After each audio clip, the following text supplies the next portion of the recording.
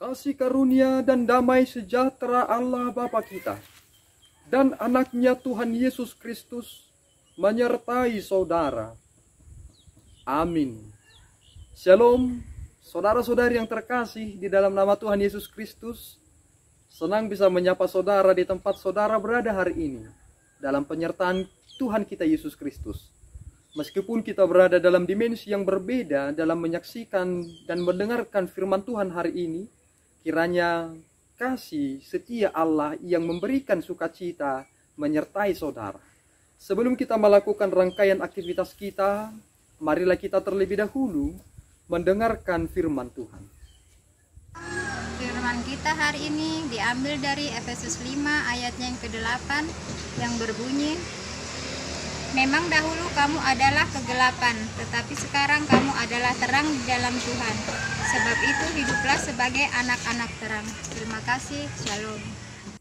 Saudara-saudari yang terkasih di dalam nama Tuhan Yesus Kristus, kita sebelum menjadi orang yang beriman, mendapati diri kita berada dalam sifat-sifat kegelapan.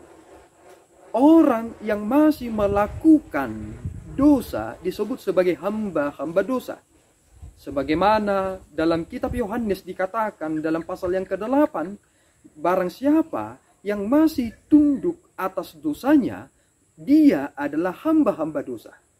Dulu sebelum kita mengenal Kristus, kita diperhamba, diperbudak oleh situasi-situasi tersebut, melakukan tindakan-tindakan bercela, dan kita tidak dapat memposisikan diri dengan baik dan benar, dan menganggap keputusan kita itu adalah hal yang mutlak, dan kita tidak mengerti bahwa langkah kita itu sebenarnya telah menjebak kita dan menghalangi kita untuk bahagia di masa depan.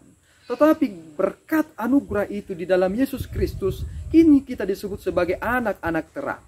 Apa itu makna anak-anak terang? Anak-anak terang adalah yang dapat membedakan mana yang baik dan yang buruk, dan dapat memposisikan diri dengan benar seperti Kristus yang memposisikan dirinya. Bahkan dia harus melewati segala situasi itu, membuktikan bahwa benar dia adalah anak Allah. Pembuktian itulah yang terpenting, bukan hanya sebatas nama. Dan kini kita disebut sebagai anak-anak terang, ingin membuktikan bahwa ketika kita sudah bertobat, kita akan menghentikan sifat-sifat lama kita itu dan memenangkan kehidupan kita di masa depan. Sehingga saudara jangan kembali lagi ke masa lalu, tetapi menjadi baiklah di masa depan, karena terang itu berada di dalam hati saudara. Terang itu hanya menghasilkan 3 hal, yaitu kebaikan, keadilan, dan kebenaran. Yang 3 ini mutlak dan akan terlihat dalam titik terang itu.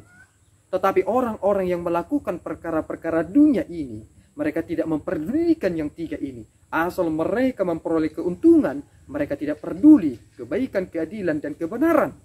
Akhirnya, orang-orang yang tidak bisa melakukan ketiga hal ini tidak akan mendapati diri mereka sebagai pribadi yang jujur. Dapatkah orang berkata benar jika dia tidak jujur? Dapatkah orang memposisikan diri mereka di hadapan banyak-banyak petinggi-petinggi jika mereka tidak jujur?